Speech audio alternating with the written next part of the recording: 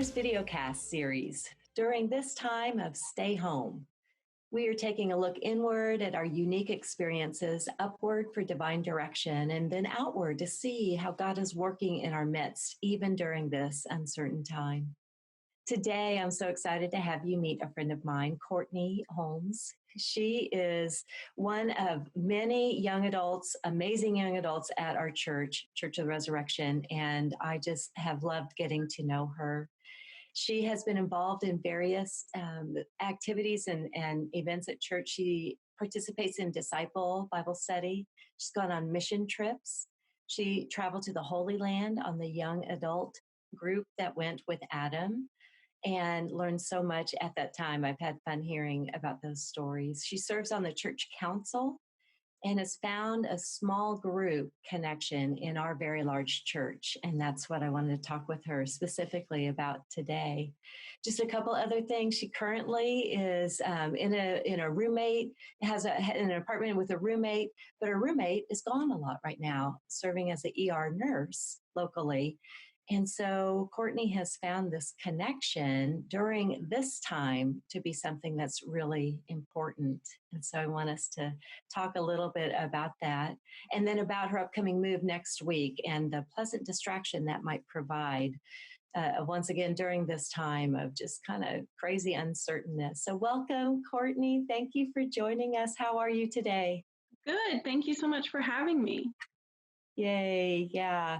So you are part of a small group, and I want us to talk about that, but let's set the scene a little bit. So you shared with me, and as I've mentioned, you have a roommate who's gone a lot, and that's probably been a little weird right now, would you say?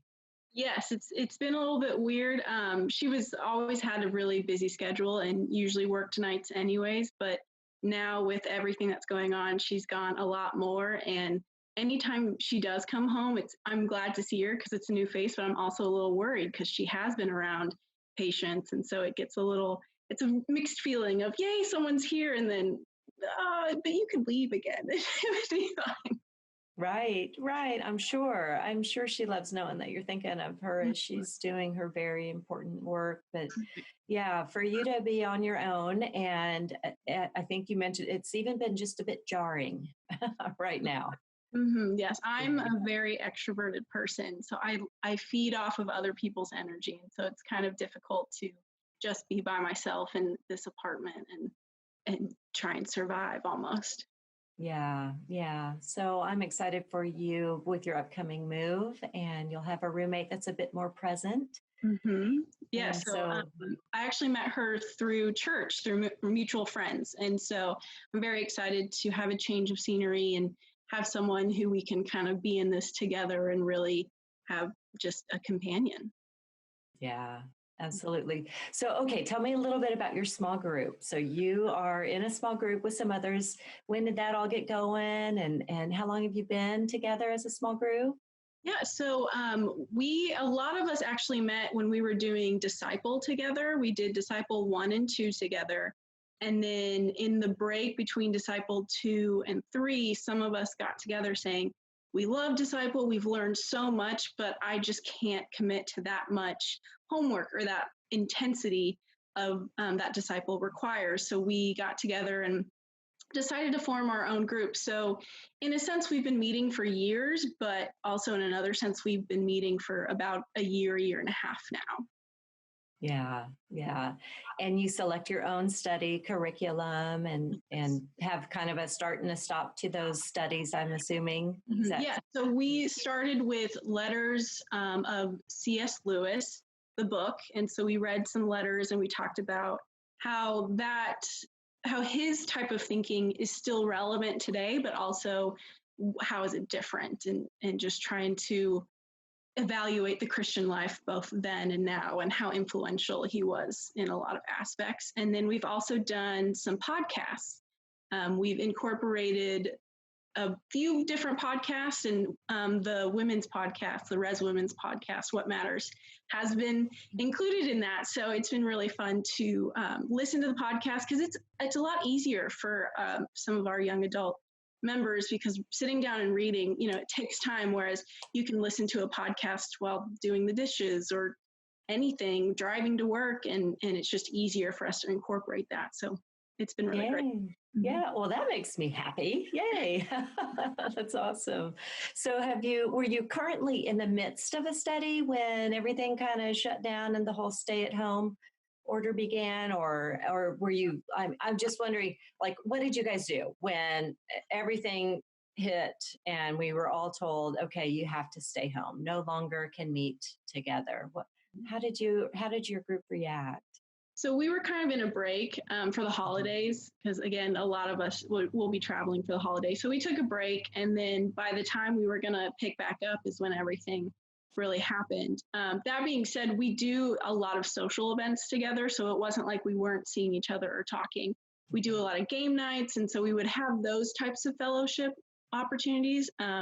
So when all this came about, we started texting or emailing, and then all of a sudden someone suggested, well, let's have a Zoom meeting. And so we did, and it was a really great opportunity. So it was actually on my birthday, which was a very special treat to have our first small group Zoom meeting so I could celebrate my birthday with some people.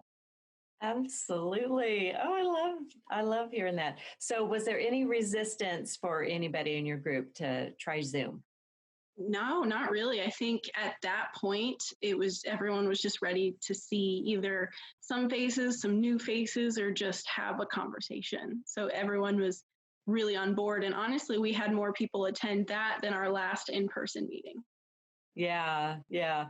I am hearing that it's a little bit easier really and of course some of us this is a forced situation. But this is not all bad, right? The online Zoom, what is it you all are loving about the Zoom platform? Is it seeing one another's faces? Are you doing any of the other stuff, like any screen share, or just tell me a little bit about, your experience online? Okay, yeah. So far, it's really just been every 2 weeks, which before all this, it was every week. So now we've kind of changed it to every 2 weeks, and it's mainly just for us to see each other's faces, check in, make sure we're doing okay.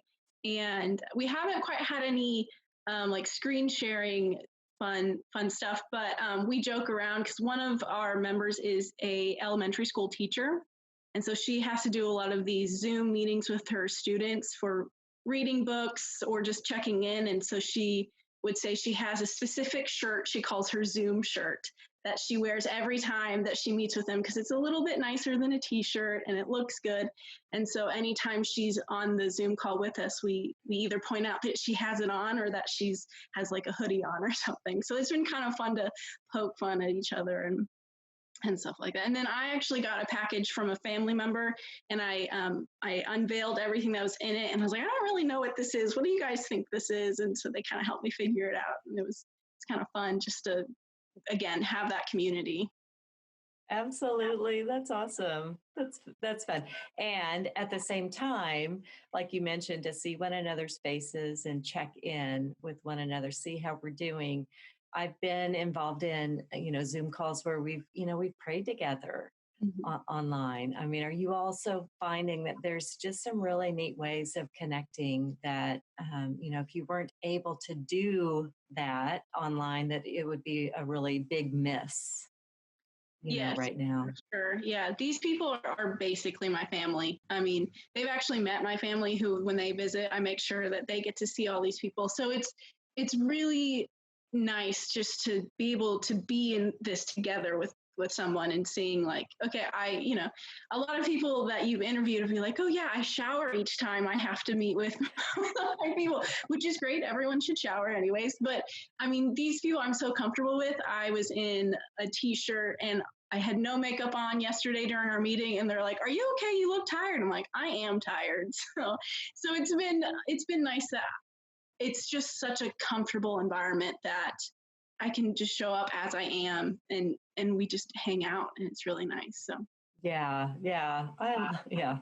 It has been hilarious to have some funny situations come up with that. Like, somebody, is workout hair okay? And everybody else is like, yes, absolutely. And by the way, good for you, so. exactly, yes. And then we do have one of our members is a doctor. And so every time she comes on, which it's a little varied because of her schedule, we're always like, how are you? How can we help you? Like, what do you need? And so it's just nice to also see that she's doing okay, because it's hard to get in contact with her. So You bet. You yeah. bet.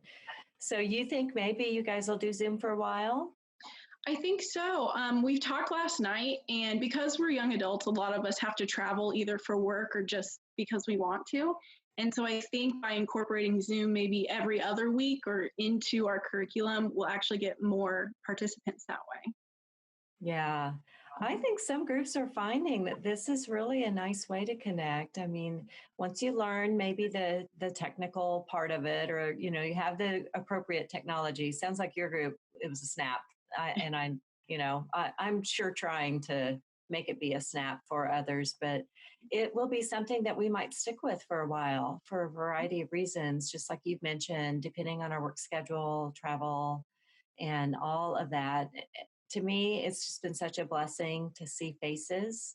Mm-hmm. Whereas, I have family at home, but yet I wasn't seeing the people, my friends, the women that I've come to know. And so to see their faces the first time or two, it almost took my breath away, and Mm-hmm. maybe all teary eyed. And it's just like, really, a screen can do that, huh? But Right. yeah. And we're So almost pushing the limits of video chat. Like the next time we meet, we're going to try and do a game night, which who think you like, it's just kind of odd to me that this is what we're trying to do. Instead of just meeting, we're trying to really make it more normal for us. yeah, that's great. Yeah, it's a blessing that we can find ways to add a little bit of normalcy to this very, very abnormal time. So, yeah, can you say what game you're going to play? Because now I'm curious. I think we're going to try something called Jackbox. It's a very tech-driven game anyways, where you have to play with your mobile phone. So on the screen, it'll have different games, and you check in with your phone, and then you play through your phone. So Awesome. That'll be great. That'll be great. I know some groups have done like virtual dinners and all this and that. So the sky's the limit, right? Exactly. The longer this goes on, I'm sure there's going to be more things that we try to do. Yeah. Yeah. Well, I am delighted to know you found such a great way to continue this really important connection that you have with your small group, friends and community. And that's what it's all about right now, is finding ways that we can still experience community. So thanks for sharing with us, Courtney. For having me. Yeah. And good luck on your move. Thank you. I'm getting close. Yeah. Good. All right. I'm going to wrap us up, and then we can say goodbye in a minute. I just want to say to everybody, this is one way that we can find some community online. Want to encourage you to subscribe to these. These are being listed on our Res Women YouTube channel. So you can go to YouTube, search for the Res Women channel, and subscribe to that. These are also being added to our What Matters podcast page, and you can find that at ifl.core.org. So ifl.core.org/podcast will get you right there, and you can see all of these listed, and the video links are included as well for these particular ones. Prior to that, we had a whole audio series about fearless, becoming fearless. And there's lots of episodes that are great to listen to at this time. And then we had begun our Arise series with a wonderful little mini teaching on the Enneagram. And so that's something you might want to tune into, ifl.core.org/podcast, and you can subscribe there as well. Just want to remind us all that our church is offering live worship on the weekends through resonline.org. And so I invite you to be part of worship this weekend.